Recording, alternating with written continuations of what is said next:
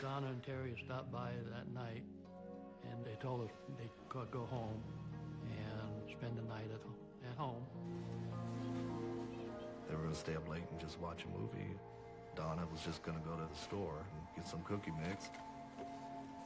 The night that my sister Donna came home, she talked to my mom, Frances, kind of alone. Really weird dreams, and I have a feeling on how everything was going to happen to her. Kind of like a vision. My mom just told her it was a bad dream. And it wasn't a bad dream.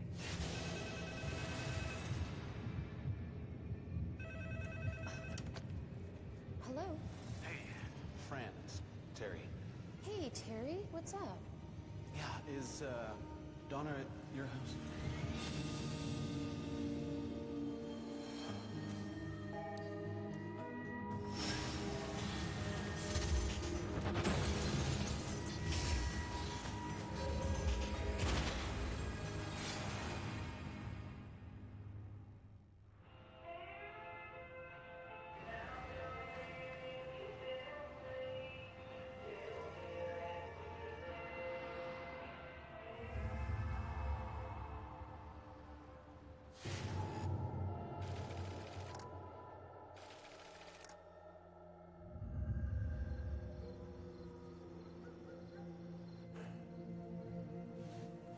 It's supposed to be a quick trip to the store and back.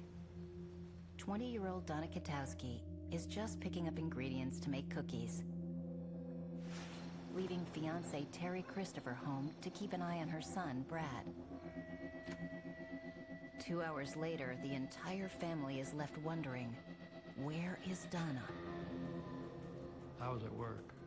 My wife called me and said Donna was missing. So dropped everything and picked Fran up, and we went out looking for the car. Every bone in Terry's body is telling him to go look for Donna, but he can't. He has to watch Brad, and she has the car. The grocery store was just a straight shot up the Lake Mead Boulevard to where she lived. There is areas in North Las Vegas that is very good, and there are some that's not. Worry turns to fear when Donna's parents can't find her car outside the supermarket. My wife went in and talked to her, and they said yes, they remember her coming in and buying a few groceries. Did you see her walk to her car? Yeah, she did walk out to the car, yeah. They even saw her car drive away, but that was more than 2 hours ago. We really didn't know where she might have gone. What the hell was this girl thinking, honestly? Something's gnawing at Frances, beyond the fact Donna's nowhere to be found.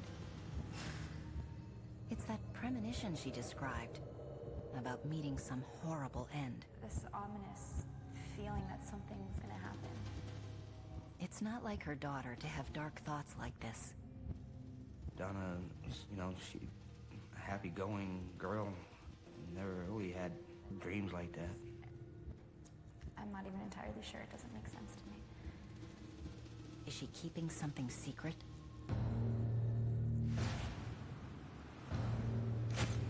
Joe, Frances, and Terry convince themselves there must be an innocent explanation for all of this. Donna will be fine. She wouldn't have gone anyplace because she was going to bake these cookies for Brad. I was just really concerned about trying to find her. I did have my gun with me. I just wanted it there in case I would find something happened. So keep looking, keep looking. They search for an hour, then another, hoping for any sign of Donna. By 4 a.m., Terry's done waiting. He can't leave the house, so he brings in more troops. Donna's boyfriend, Terry, calls 911 and does a missing persons because he's like, I don't know where she is, I don't know what happened. She's never gone this long. It was only supposed to be 15 minutes to get groceries and hasn't come back yet. Her name is Donna Quittowski.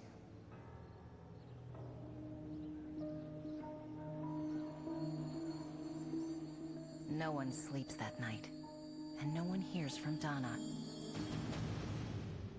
All they can do is hope for the best, but they can't help fear the worst. I got a call from my dad to call home, and I called him, and he just said that they couldn't find her. He couldn't find Donna.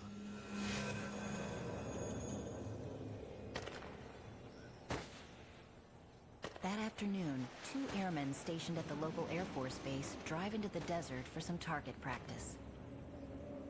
They left Nellis Air Force Base, went across the street in essence into a desert area. It kind of got a little bit windy and it was raining a little bit, and they decided to go back. And as they went back, they saw a tarp, and the wind caught the tarp, lifted it up a little bit. It's the most horrifying sight either of these men has ever seen. A woman's body stripped of her clothing, brutally assaulted, and very obviously strangled. She was left there completely naked on the desert floor, tied to a slab of concrete via a piece of rebar. Then they get the shock of their lives. One of the airmen that found her realized that she was clinging to life, and so they went and got help, and then Flight of Life came and took her to the hospital. Police haven't confirmed the woman's identity, so they can't notify anyone. The news media doesn't play by the same rules. A gruesome scene in the desert near Nellis Air Force Base. The body of an unidentified woman in her 20s was discovered just this afternoon. About 1 o'clock, Channel 8 News called us, and they said that they had found a female body out in the desert. They wanted to know if it was Donna. Joe and Francis refuse to believe what they're being told. They need to see for themselves. After the Channel 8 called us, we went right to the hospital. Whether it's Donna Kittowski or not, someone capable of unimaginable violence is running loose in Las Vegas. And if they'll do something like this once, chances are they'll do it again.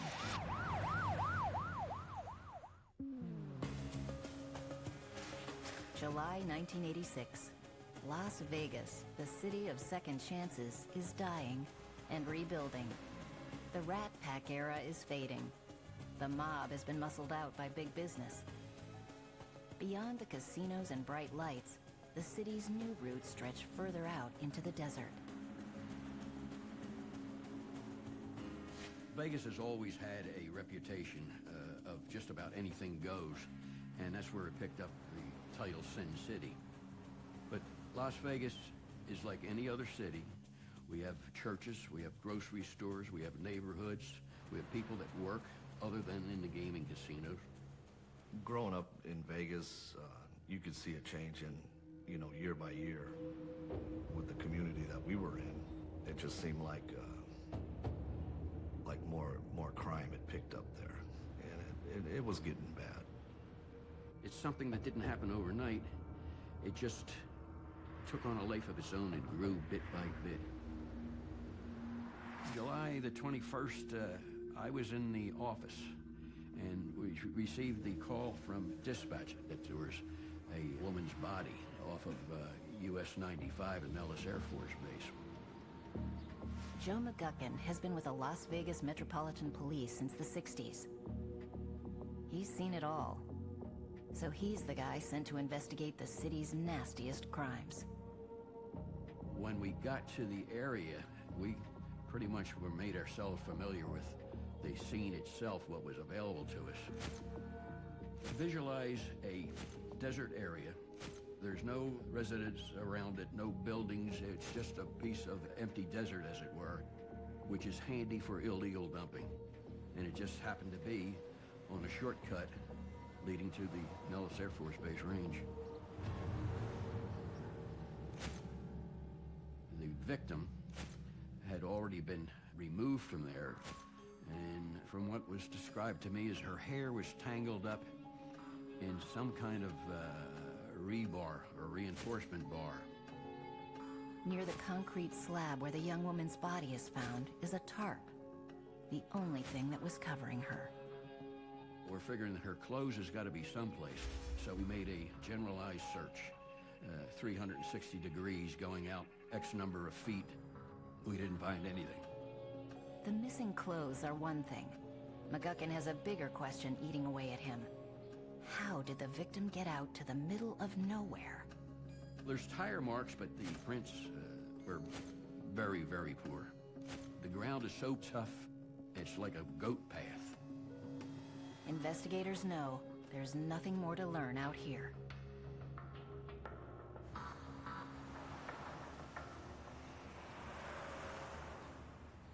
Joe and Francis קיטוסקי have held their breath ever since their daughter went missing last night. So when a news reporter looking for a scoop calls to say their beloved Donna is dead, they rush to the local hospital. Excuse me, where's ICU? We went right to the hospital, and we had to go up to the room, and that's when we had to see Donna the way she was. The badly beaten girl is Donna. She's on life support, barely alive. Everything just kind of fell apart then. My wife was so devastated. We weren't in there but about 10 minutes, and then we went down to the lobby. Still to this day, I remember my sister, Donna, on the hospital bed, the way she looked.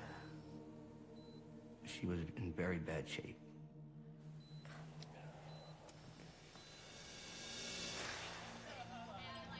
When Joe married Frances 17 years earlier, he immediately became dad to her two kids, Robert and Donna. I met Donna when she was 3.5, and I fell in love with her right away. And she was such a character. Their family keeps growing with the birth of Joe Jr. 4 years later. My sister, Donna, was always getting me out of trouble. I'd get on restriction, and she'd take me to get snow cones, you know, get me out of the house. Donna wrote me letters while I was in the Army and stuff, you know, keeping me going, hey, everything's good at home. She lived with us all the time until she met Terry and they got their own apartment. I thought that there was nobody that was going to hurt Donna as long as he was there.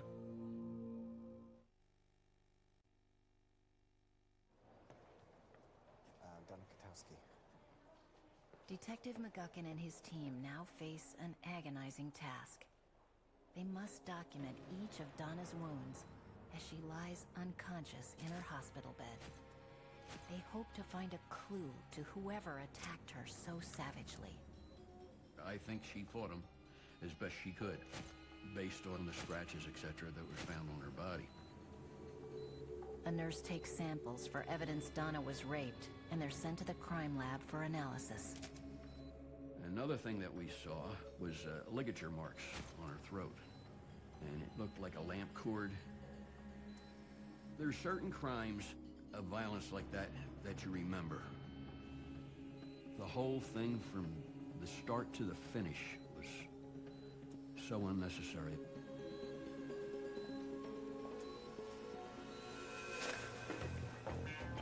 Detective McGuckin's partner, Karen Good, takes the lead. She's handled all the violent crimes against women cases for the past 13 years. I was the first female homicide detective. What do we have here? When I started at the department, I was put into homicide where all the old dinosaurs were. Looks like she'd been strangled. Rape kit came back positive. Detective Good starts at the grocery store, looking for anyone who may have seen Donna. I saw a blonde girl. Her mother came in frantic looking for her. Donna was seen driving up to the supermarket. She went into the store to buy the ingredients and came out. I know something was a little bit wrong there, but... The stock boy did see someone suspicious, but not suspicious enough to report. He told us there was a man just walking back and forth in front of the payphones outside, and he was there for quite a while. I'm pretty sure he was wearing a yellow shirt. A man in a yellow shirt is hardly a major lead. Detective Good needs more. If there was someone suspicious hanging around the payphones, maybe he made a call. When I called out the crime lab to fingerprint the phones, it was like, oh, really? You want this done? Now you have to consider the fact that at that time everybody didn't have a cell phone, so the public phones were used. It's a long shot for sure, but Good has little else to work with. They processed it with negative results, of course, which I expected. There are simply too many partial prints and smudges. But maybe there is something she can get from the payphones. I contacted the telephone company and asked for any outgoing or incoming calls that they could give us from those two public telephones. While they're waiting for information from the phone company, detectives get their first break. Donna's car is found. The vehicle was found the following day, and it was found miles from the crime scene. But that's when the trail stopped, as it were. Detectives don't know how Donna's car got here. Police are urging anyone who may have seen Kittowski's 1977 Pontiac to contact them or call Secret Witness. A media blitz is launched in hopes it'll trigger someone's memory. If anybody has any idea who the person or persons are that did this, please don't hesitate to call Channel 8. The way I thought was if we kept it in the news, it wouldn't go away. And it didn't.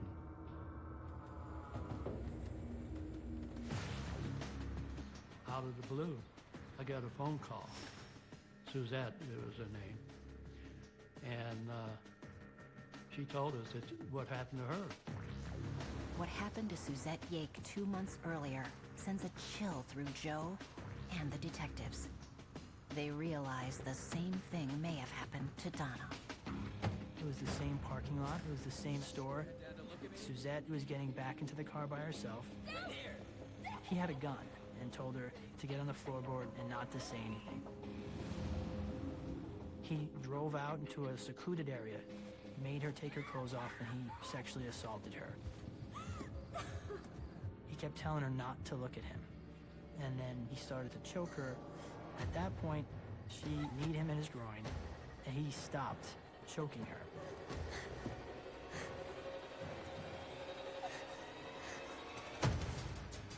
Remarkably, the man drives her back to town and lets her go.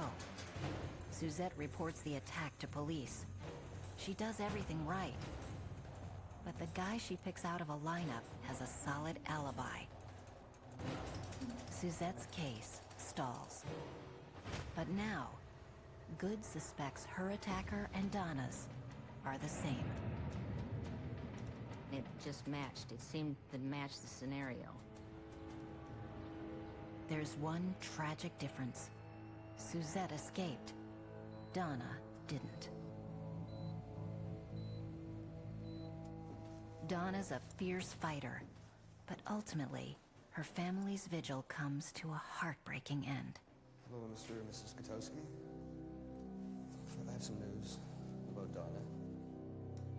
They came down and said that she was brain dead. She made a report in school about what she wanted to do if something happened to her. She wanted to be an organ donor. It's time for her family to say their last goodbyes.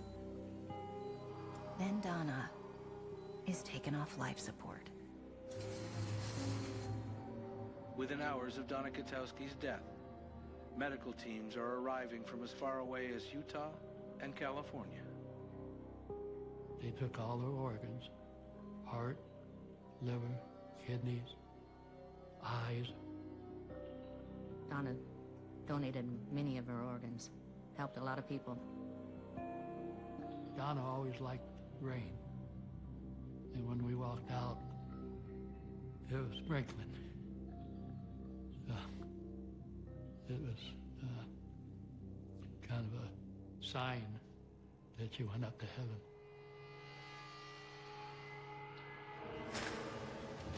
Donna קיטוסקי's abduction is now officially a murder case, and detectives have almost nothing to go on, except for those payphones. Hello?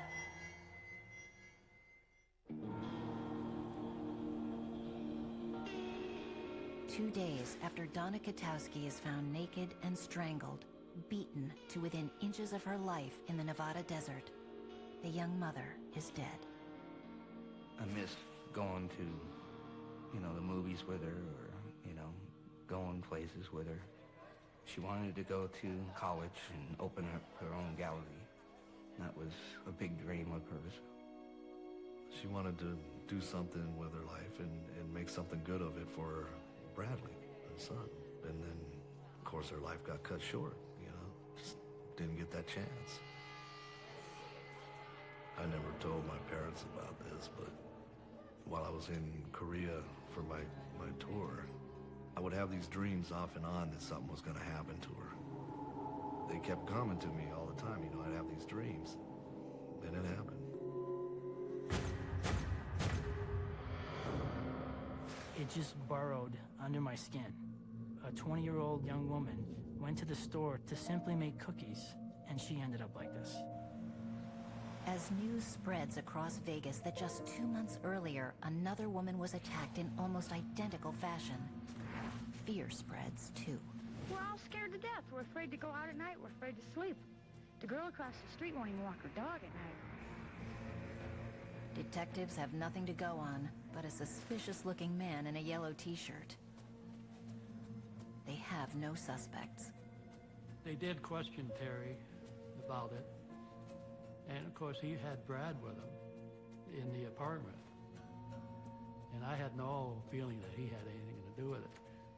I started thinking about it, old boyfriend or something like that, or you start trying to play detective yourself, Could have been any of her friends, could have been, some guy that she just didn't want to date or something like that, got upset.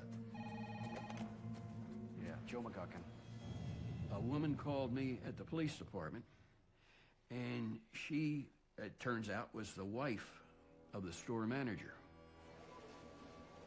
The woman thinks she saw Donna being abducted by someone that knew her. Is this the break detectives need to find this serial attacker? The manager's wife was waiting in the parking lot for him to get off work. She saw Donna's car, saw it pull up, and saw the man walking back and forth and around the telephone booth. And then as Donna approached the car, she saw the man push her in past the driver's seat and drive off. She said that she thought it was just a domestic violence thing because Donna just sat straight up in the passenger seat as they drove off and didn't say anything. It's hard in cases like this because people don't pay attention, and when they do pay attention, they don't come forward. We may not have heard from the manager's wife because if she read it in the paper and thought to herself, I could have prevented it, she may have been ashamed to come forward. But you don't normally have eyewitnesses to something like this. But this particular suspect, he wasn't cautious at all. From that point on, then we had at least an eyewitness to the abduction.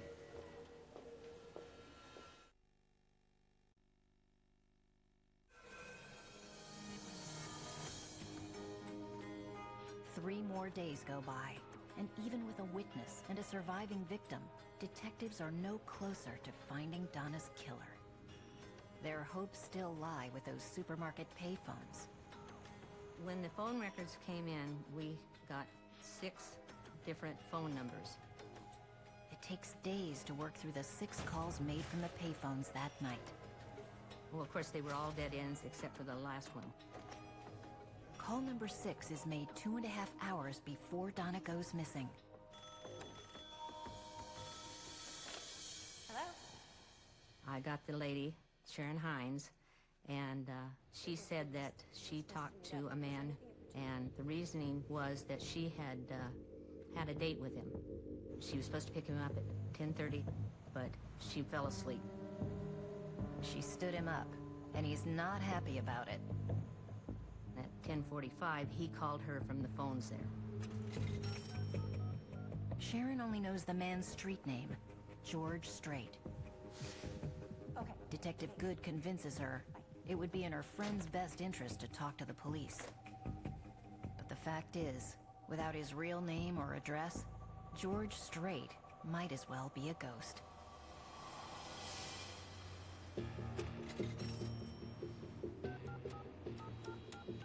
Four days later, that ghost materializes. Karen, good. Detective Good, friend of mine, Sharon Hines, she told me to give you a call. Sharon Hines. Thank you for calling, George. The man calling himself George Strait gets right to the point. Sharon brought up Donna's murder. He says, I think I talked to the guy that did it. He told me that he was gonna take the girl and do things. George gave certain information that really piqued our interest. His exact words was he wanted to have his way with her. Could Strait have actually talked to the killer? His story is certainly interesting. Evan, bro. What's going on, man? You look really familiar, man. You spend any time inside? Who's asking? Ricky Hickey. So, Ricky Hickey is what we were going by. And that night, it seems Ricky was looking for someone to talk to. Now, what did Ricky talk about? He said he worked at some boat shop in North Las Vegas. Did he tell you anything else about the boat shop? I think he said it was Losey Road or... On Losey Road. Is this guy for real? Are there boat shops in North Las Vegas? Detective McGuckin was calling North Las Vegas and asking them about a boat shop on Losey Road. And he was following up as we were speaking, throwing questions at me to ask him. Now, the boat shop, was it LJ Boat Shop? The adrenaline gets going at that point in time. George also related to us that Ricky had told him that he was going to make some money tonight, that he was going to abduct a young girl in a nice car because they have money. You wanted to come hang out with me on my date tonight? Cause a little trouble? He also showed George a cord that he had in his pocket. He said he liked to tie the girls up. You know, I think I'll pass. And at that time, Strait told him he didn't want to be involved, he didn't want to have anything to do with it, and he left. Detectives don't know if what they're being told is truth or fiction. Did the killer really give up his whole plan to a complete stranger? Or is Strait throwing up a smokescreen to hide something else? I can tell you my heart was pounding. It was pounding, and I was evaluating everything that he said because I knew the leads and how they could be followed. Even if they've just been handed a pack of lies, somehow detectives have to use those lies to find Donna's killer.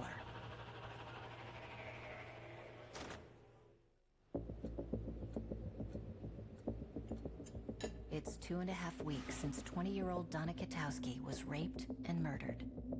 And as each new day passes, the sorrow gripping the young mother's family only intensifies. The first week after they found her, it was the hardest for the whole family and everything. It never lightened up. Her family was devastated and still are. She was a very good, doting mother, and she was a very sweet girl. The sweet girl's killer is still at large, and the case is running on empty. Las Vegas detectives Good and McGuckin follow the one lead they've got. George Strait's wild story about a man who works at the only boat shop on Losey Road.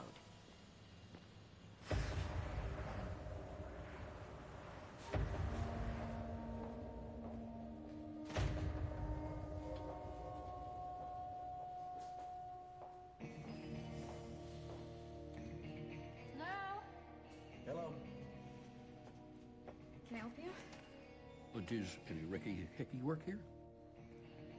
He's not here. That's not his name either. Ricky Hickey, we come to find out, his real name is Haverstraw. And the person we're talking to is Havistraw's sister. Is your brother? Yeah. Gail said that her brother had come to Las Vegas in December of '85, and he never really worked. He had told her that he would go to supermarket parking lots and flatten tires. And when the people would come out, he would offer to change their tire for a small amount of money. She stood in the back. Gail tells them that Ricky, Richard Haberstroh that is, lives in an old boat right behind the shop.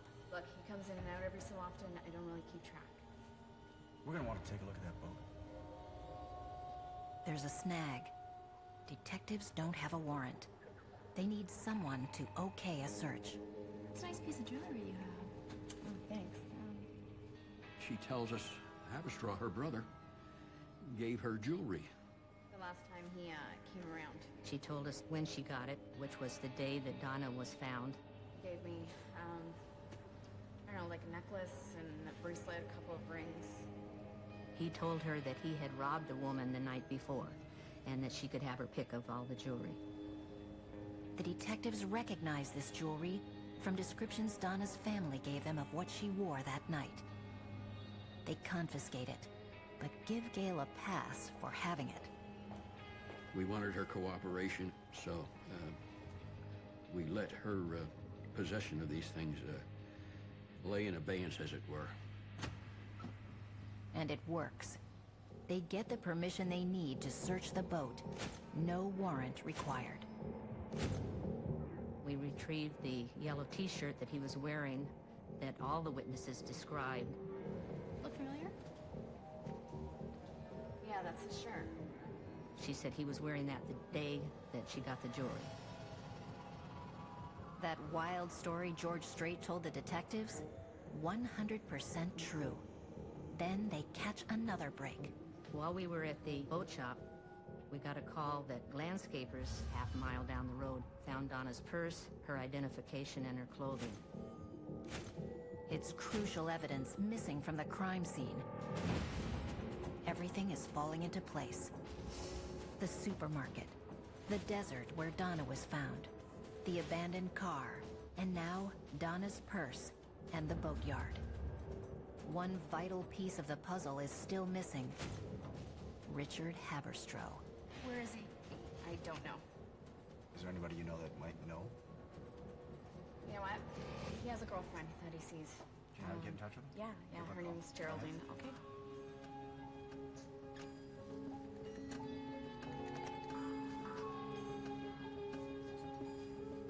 Hey, there's some cops here, and they're looking for Richard. That possession of stolen goods charge, laying in abeyance, buys Good and McGuckin a lot of goodwill. She's on her way.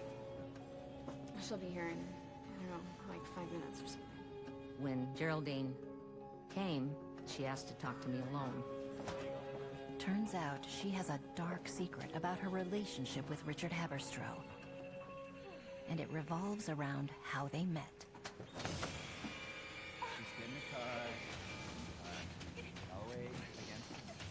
She had first come in contact with Haverstraw as a victim. She related that she was abducted in the same way that Suzette was abducted and Donna was abducted. He made me take my clothes off. I started to talk to him.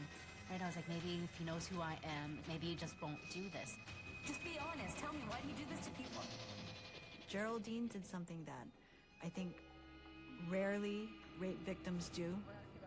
She sort of, in a way, humanized herself. She started crying. I think she had him sort of identify with her as a person and not as an object. It's not right. You need to realize that. Why? He started crying. He got very emotional. I'll listen to you. Just tell me. There must be a reason.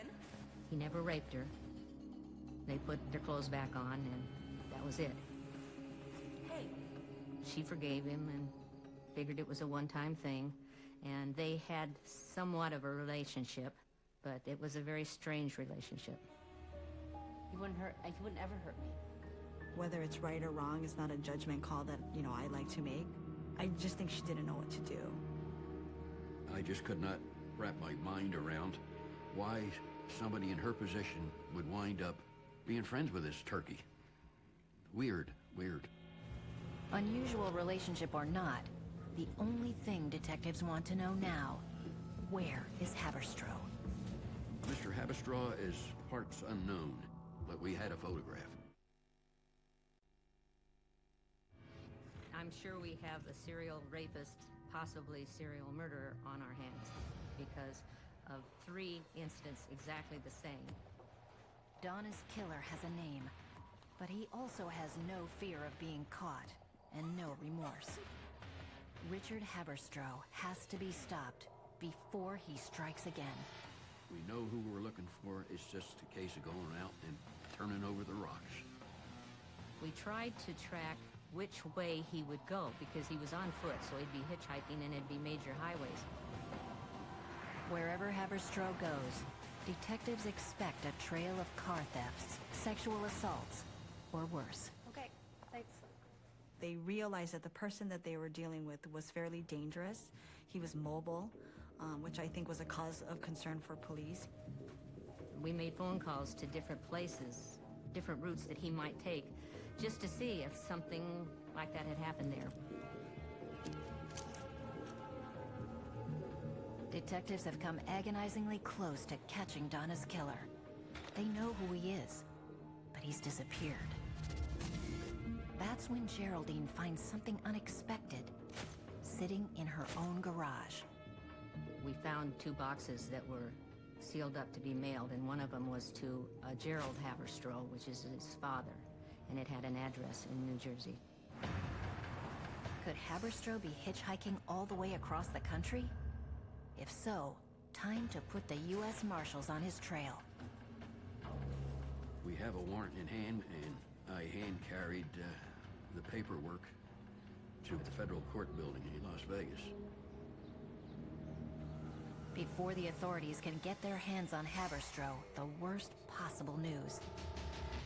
There's a sexual assault in New Jersey, eerily similar to the ones in Nevada. Light brown hair, Has Richard Haberstraw struck again? average height. She was also getting into her car after going shopping, and the defendant stuffed her in the car, made her get down on the floorboard, brought her out to the secluded area near the Meadowlands at knife point. The attacker tells his terrified victim he's going to kill her, and she believes him. Then he sexually assaulted her, and she acquiesced to survive. She expressed how scared, understandably so, she was of that knife, and she said she pleaded with him to put the knife down. And in fact, he stuck the knife in a tree. I think that she's only alive largely because of how she reacted. She talked him back to the car, and the knife was left behind. It certainly sounds like Haberstraw's M.O. And if the U.S. Marshals can't catch Donna's killer, chances are the number of victims will keep growing.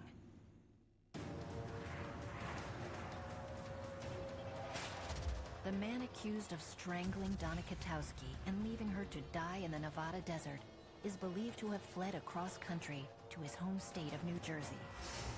With the information that we gave to the New Jersey Police Department, they thought that he would probably be at a certain residence, so they had a stakeout. And they watched it, and they saw him come in. He ran half a block or a block away, and they finally caught him. He was running. 31-year-old Richard Haberstraw is in custody tonight. Haberstraw was apprehended in West New York, New Jersey by federal marshals. Richard Haberstraw's savage spree of rapes and murders is finally over. Saw it on the news. They brought him in chains and everything, and we were really relieved that they had found him. 5 weeks after Donna steps out to buy ingredients to make her 16-month-old son cookies, Haberstraw is charged with her murder.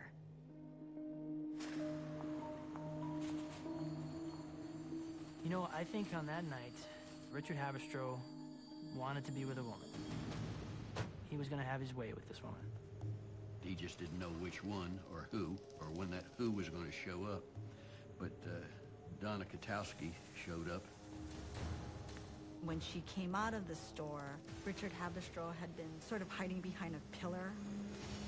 She could not see him when she exited the store, but he could see her. And she's not even in the car. And he's on her.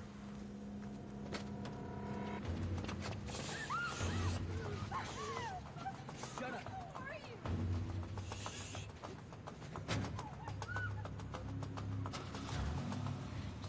Just let me go, please. Please, you can't just drop me off right over here. Just right over here, please. I'll drive you off somewhere, all right? How does that sound? I can jump out of the car. We're going 50. You're gonna jump out? All right, open the door. Jump out. Oh, can you open it? No, no. Lock. There you go. Prosecutors know what happened to Donna קיטוסקי Take me home. because survivors of Haberstroh's other assaults are brave enough to come forward with their stories. Please, let me go. I think Donna קיטוסקי was a fighter.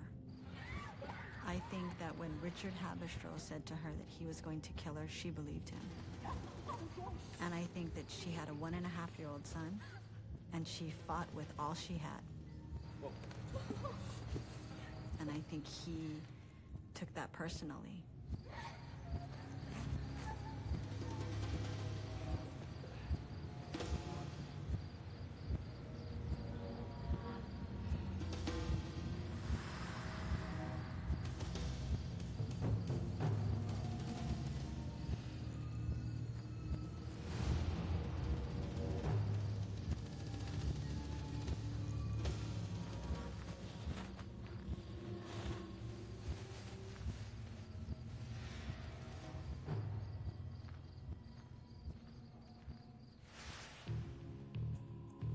Donna's killer waives extradition and is transported back to Vegas. Is he contrite? Remorseful? Not for a second. I never hurt a woman in my life. I never even hit one. I was brought up different than that. Justice for Donna doesn't come easily. The charming con man represents himself in trial. He actually manages to deadlock the jury. He'd pick out one woman on the jury and smile at them, and this one he got to. She couldn't find him guilty, so it hung the jury.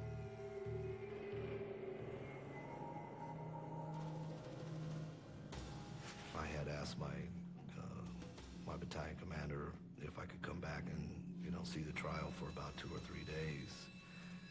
And I think he's seen that look in my eye, like, I know what you're gonna do. And he had told me no. I know if I seen any kind of stupid smirk on his face or something, I know I was gonna go for him. So it was kind of best that I didn't go. Just kind of let the justice system do what it needs to do and let the jury make the decision. 5 months later, Donna's family endures a complete second trial. This jury isn't swayed by his antics. Haberstroh is convicted and sentenced to death. Finally ended, and we'll be able to relax a little bit now. I don't like to see people die, but he deserves it.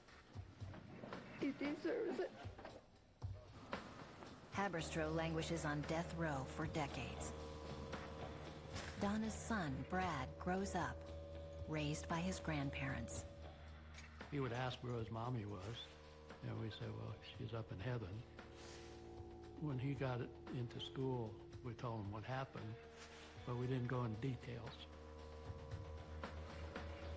Then, 27 years after Donna's murder, though there's no doubt about Haberstroh's guilt, a technicality gets him a retrial on the penalty phase. A chance to escape death. This time, justice is swift. Guilty. Haberstroh can still appeal his death sentence, but the guilty verdict is likely to stand. 2 juries, 24 jurors spanning 27 years have said the exact same thing, that the death penalty is the appropriate punishment in this case. He just thought his looks and his charm would get him anywhere with anybody. But it's been almost 30 years. And when I saw him at the retrial, he's finally an ugly old man. Yes, I'm sorry, but I'm delighting in that. I was very pleased on what the jury came back with. Death row again. But my belief is that he will die before he gets the lethal injection. If you have a child taken from you like this, you just don't get over it. And she was just full of life. You know what, the guy's on death row and everything like that. It's still not closure. And to this day, Bradley, he can't talk about it. It robbed him of a mother. I wish he was still here. It's been so long. I still think about her. I remember what she looks like. Best sister, only sister I ever had.